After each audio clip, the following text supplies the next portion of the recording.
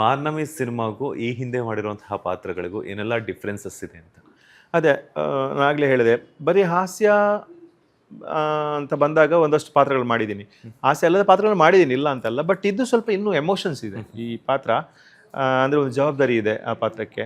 ಅದರ ಜೊತೆಗೆ ಈಗ ಹೀರೋ ಜೊತೆನೇ ಕ್ಯಾರಿ ಆಗುವಂಥ ಒಂದು ಪಾತ್ರ ಅದು. ಒಂದು ಫ್ಯಾಮಿಲಿಯಲ್ಲಿ ಒಂದು ಜವಾಬ್ದಾರಿ ಇರೋ ಮನುಷ್ಯ ಹೆಂಗಿರ್ತಾನೆ, ಗಮ್ಮತ್ತು ಇದ್ದಾನೆ, ಅವನು ಮಜಾನು ಮಾಡ್ತಾನೆ, ಪಂಚ್ ಮಾತಾಡ್ತಾನೆ.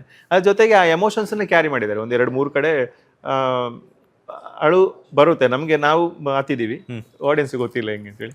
ಸೊ ಅದಾಗಿದೆ. ಸೊ ಇದು ಒಂದು ಸ್ಪೆಷಲ್ ಕ್ಯಾರೆಕ್ಟರ್ ಅಂತ ಹೇಳ್ಬೋದು ನನಗೆ. ನನಗೂ ಒಂದು ಆಸೆ ಇದೆ, ಅಂದರೆ ಒಂದೇ ಥರ ಪಾತ್ರ ಯಾವತ್ತೂ ಮಾಡಬಾರ್ದು, ಬೇರೆ ಬೇರೆ ಬೇರೆ ಬೇರೆ ಪಾತ್ರಗಳಿರಬೇಕು ಅನ್ನುವಂಥದ್ದು. ಆಸೆ ಜೊತೆಗೆ ಇನ್ನು ಈಗ ಒಂದು ಮಟ್ಟಿಗೆ ನನಗೆ ಯಾವತ್ತಿಗೂ ಫೇವ್ರೇಟ್, ಯಾಕಂತೇಳಿ ಆ ಪಾತ್ರದ ತೂಕ ಹಂಗಿದೆ ಎಂಡಿಗೆ. ಆ ಎಂಡಲ್ಲಿ ಬಂದಾಗ ನಾನು ಏನು ಮಾಡಲ್ಲ, ಆ್ಯಕ್ಚುಲಿ ಏನು ಮಾತಾಡಲ್ಲ, ನಾನು ಎಮೋಷನ್ ಆಗಿಬಿಟ್ಟೆ ಆ್ಯಕ್ಚುಲಿ. ಆ ಡೈಲಾಗ್ ಅಲ್ಲಿ ಫಸ್ಟಿಗೆ ಅವ್ರು ಕಟ್ ಮಾಡಿದ್ರು, ಕಟ್ ಅಷ್ಟೇ ಎಮೋಷನ್ ಬೇಡ, ನೀವು ಕ್ಯಾಶುವಲ್ ಆಗಿ ಮಾಡಿ, ಜನ ಆಳ್ಬೇಕು ನೀವಲ್ಲ ಅಂತ. ಸೊ ಅದನ್ನು ಮತ್ತೆ ಮಾಡಿದೆ, ಅದು ಒಂದು ಬೇರೆ ಥರ ಆಯಿತು. ತುಂಬ ಇವಾಗಲೂ ಶ್ರೀನಿವಾಸ್ ಅಂತ ಕರೆಯೋರು ಸುಮಾರು ಜನ ಇದ್ದಾರೆ ಆ ಪಾತ್ರದ್ದು, ಇನ್ನು ನೆನಪಲ್ಲಿ ಇಟ್ಕೊಂಡು. ಸಿನಿಮಾ ಬಂದಾಗಲೇ ಸುಮಾರು ವರ್ಷ ಆಯಿತು, 8 ವರ್ಷ ಆಯ್ತಲ್ಲ. ಸೊ ಆದ್ರೂ ಅದೇ ಕ್ಯಾರೆಕ್ಟರಲ್ಲೇ ಇವಾಗಲೂ ಕರೀತಾರೆ ಕೆಲವರು, ಇವಾಗಲೂ ಕೆಲವು. ನಂದು ಹೆಸರೇ ಸುಮಾರು ಜನಕ್ಕೆ ಇದಿಲ್ಲ, ಶ್ರೀನಿವಾಸ್, ಭುಜಂಗ, ಹಿಂಗೆ ರಾಂಪ, ಹಿಂಗೆ ಇವ್ ಚಂದ್ರ ಸ್ಟಾರ್ಟ್ ಮಾಡಿದ್ದಾರೆ. ನಾರ್ಮಲ್ ನನ್ನ ಪ್ರಕಾಶ್ ಮಿರಣ ಅಂತ ಗೊತ್ತು, ಅವ್ರೆ ನಿಮ್ಮ ಹೆಸರೇನು ಅಂತ ಮತ್ತೆ ಕೇಳ್ತಾರೆ. ಅಂದ್ರೆ ಆ ಪಾತ್ರದಲ್ಲಿ ನಿಮ್ಮನ್ನ ಅಷ್ಟು ಇಷ್ಟಪಡ್ತಿದ್ದಾರೆ ಅಂತ. ಹೌದು. ಸೊ ಅದೇ ಖುಷಿ ಅಲ್ಲ ಸರ್, ಆಕ್ಚುಲಿ ಪಾತ್ರದ ಮುಖಾಂತರ ಒಂದು ಹೆಸರು ಕರೆಯೋದಂದ್ರೆ ಅದೇ ನಮ್ಮ ಸಕ್ಸಸ್ ಅಂತ ನಾವು ತಿಳ್ಕೊಳ್ತೀವಿ. ಬಿಕಾಸ್ ನಮ್ಮ ಹೆಸರು ಬಿಟ್ಟು ಆ ಪಾತ್ರ ಹೆಸರು ಕರೀತಾರಲ್ವಾ, ಸೊ ಅದೇ ಖುಷಿ. ನಟರಾಗಿಲ್ಲ ಅಂದ್ರೆ ಏನ್ರಲ್ಲಿ ಇರ್ತಿದ್ರಿ ಅಂತ? ಈಗ ನಟರಾಗಿಲ್ಲ ಅಂದ್ರೆ ನಾನು ಇದ್ರದ್ದು ಕಾಂಟ್ರಾಕ್ಟ್ ತೆಗಿತಾ ಇದ್ದೆ. ಈ ವುಡ್ ಫಿನಿಶಿಂಗ್ ಇದೆಯಲ್ಲ, ವುಡ್ ವರ್ಕ್ ಅಲ್ಲ, ವುಡ್ ಆದ್ಮೇಲೆ ನಾವು ಹೊಸ ಮನೆದು ಫಿನಿಶಿಂಗ್ ಮಾಡ್ತೇವಲ್ಲ, ಪಾಲಿಶ್, ಸ್ಪ್ರೇ ಪಾಲಿಶ್ ಎಲ್ಲ, ಸೊ ಅದು ತಗೊಳ್ತಾ ಇದ್ದೆ ನಾನು. ಸೊ ಇವಾಗಲೂ ಅದರಲ್ಲಿ ಇರ್ತಾ ಇದ್ದೆ ಅನ್ಸುತ್ತೆ. ಸೊ ನಾಟಕ ಟೈಮಲ್ಲೆಲ್ಲ ಸ್ವಲ್ಪ ಇದಿರ್ತೈತೆ, ಅಂದರೆ ಸ್ಟ್ರಗಲಿಂಗ್ ಪೀರಿಯಡ್ಸ್ ಎಲ್ಲ ಇರುತ್ತೆ, ಸೊ ಕಷ್ಟ ಇರ್ತೈತೆ ಫಿನಾನ್ಷಿಯಲ್ ಎಲ್ಲ ಕೂಡ. ಅದನ್ನೆಲ್ಲ ಹೆಂಗೆ ಬ್ಯಾಲೆನ್ಸ್ ಮಾಡ್ತೀರಾ? ಆಗ್ತಾನೆ ಮದುವೆ ಆಗಿದ್ದೆ ಅಂತ ಬೇರೆ ಹೇಳ್ತೀನಿ. ಹೌದು, ತುಂಬ ಕಷ್ಟ ಆಯ್ತು ಆ್ಯಕ್ಚುಲಿ. ಅದೇ ನಾನು ಏನು ಅಂದ್ಕೊಂಡೆ, ಅದೇ ನಾನು ಈ ವುಡ್ ಪಾಲಿಶ್ ಅಂತ ನಾನು ಸ್ವಂತ ಮಾಡ್ಕೊಂಡೆ. ಅದು ಅಂದರೆ ಕಾಂಟ್ರಾಕ್ಟ್ ತೊಗೊಳ್ಳಿ ಸ್ಟಾರ್ಟ್ ಮಾಡಿ. ಫಸ್ಟಿಗೆ ನಾನು ಬೇರೆ ಕಂಪ್ನಿ ವರ್ಕ್ ಮಾಡ್ತಿದ್ದದು, ಬಟ್ ನಾನೇ ಬಿಟ್ಟು ಒಂದು 4 ಜನ ಇಟ್ಕೊಂಡು ಕೆಲಸ ಸ್ಟಾರ್ಟ್ ಮಾಡಿದ್ದೆ.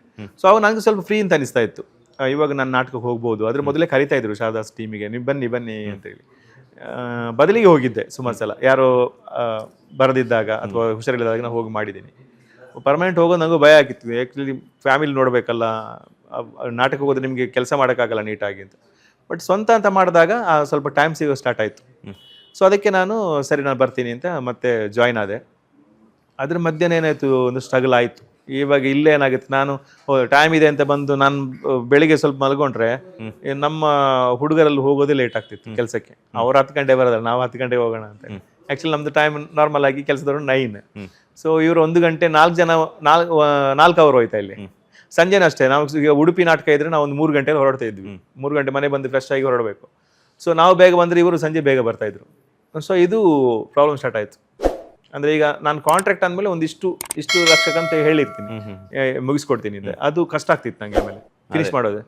ಅಂದರೆ ಈಗ ನಂಬರ್ ಆಫ್ ಡೇಸ್ ಜಾಸ್ತಿ ಆಗ್ತಾ ಇತ್ತು ಕೆಲಸಕ್ಕೆ. ಈಗ 10 ದಿನ ಮುಗಿಯೋ ಕೆಲಸ 15 ದಿನ ಆಗ್ತಿತ್ತು. ಸೊ ನಾನು ಏನು ಒಪ್ಕೊಂಡಿದ್ದೀನಿ ಅದನ್ನು ಮುಗಿಸೋದು ಕಷ್ಟ. ಹಾಗೆ ಸ್ವಲ್ಪ ಮತ್ತೆ ಸಿನಿಮಾಗೆ ಬಂದಮೇಲೆ ಇಲ್ಲ ನೀವೇ ಮಾಡ್ಕೊಳ್ಳಿ ಅಂತೇಳಿ ಇದಕ್ಕೆ ಜಾಸ್ತಿ ಫೋಕಸ್ ಮಾಡಿದೆ. ನೀವು ಫಸ್ಟ್ ತೊಗೊಂಡಿರುವಂಥ ರೆಮ್ಯುನರೇಷನ್ ಎಷ್ಟು ಸರ್ ಸಿನಿಮಾಕ್ಕೆ? ನಾನು ಆ್ಯಕ್ಚುಲಿ ರಿಮಂಡ್ರೇಷನ್ ಅಂತೇಳಿ ಹೇಳೋಕ್ಕಾಗಲ್ಲ, ಅದು ಒಂದು ಅವಕಾಶ ಅಂತ ಹೇಳ್ಬೋದು. ಬಟ್ ಆದ್ರೂ ನನಗೆ ಒಂದು ಮೊಟ್ಟೆ ಕಥೆಯಲ್ಲಿ ನನಗೆ 20,000 ಸಿಕ್ಕಿದೆ ಸರ್. ಬಟ್ ಮಾಡಿರೋದು 3.5 ದಿನ ಏನೋ ಅಷ್ಟೇ ಶೂಟ್. 3 ದಿನ? 3.5 ದಿನ. 3.5 ಅಂದರೆ 3.5 ದಿನಕ್ಕೂ 4 ದಿನ ಏನೋ ಬೇಕಿತ್ತು. ಆ ಸಿನಿಮಾನ ಆಗಿರೋದು 16 ದಿನ ಒಟ್ಟಲ್ಲಿ. ಅಲ್ಲ ಟೋಟಲ್ 4 ಡೇಸ್ಗೂ ಸೇರಿ 20K. ಈಗ ಎಷ್ಟು ತಗೊಳ್ತಿದ್ದು? ಇದು ರಿವೀಲ್ ಮಾಡೋದು ಬೇಡ sir, company production manager phone ಮಾಡೋಕೆ ಹೇಳು. ಅಲ್ಲ ಈಗ ಪರವಾಗಿಲ್ವಾ ಅಂತ? ಎಲ್ಲ ಪರವಾಗಿಲ್ಲ ಸರ್, ಪರವಾಗಿಲ್ಲ. ಆಮೇಲೆ ಸಕ್ಸಸ್ ಆದಮೇಲೆ ಇದು ಒಂದು ಮೊಟ್ಟೆಯಲ್ಲೂ ಇದು ಮಾಡಿದ್ದಾರೆ, ಆಗಿದೆ. ಲೇಟೆಸ್ಟ್ ಹಾಗೂ ಇಂಟ್ರೆಸ್ಟಿಂಗ್ ಸುದ್ದಿಗಳಿಗಾಗಿ ಬಾಸ್ ಟಿವಿ ಕನ್ನಡ ಚಾನೆಲ್ನ ಸಬ್ಸ್ಕ್ರೈಬ್ ಮಾಡಿ. ಹಾಗೆಯೇ ಬೆಲ್ ಐಕಾನ್ ಪ್ರೆಸ್ ಮಾಡಿ. ಇದರ ಜೊತೆಗೆ ಫೇಸ್ಬುಕ್, ಇನ್ಸ್ಟಾಗ್ರಾಮ್, ಎಕ್ಸ್ ನಲ್ಲೂ ಮಿಸ್ ಮಾಡದೆ ಫಾಲೋ ಮಾಡಿ.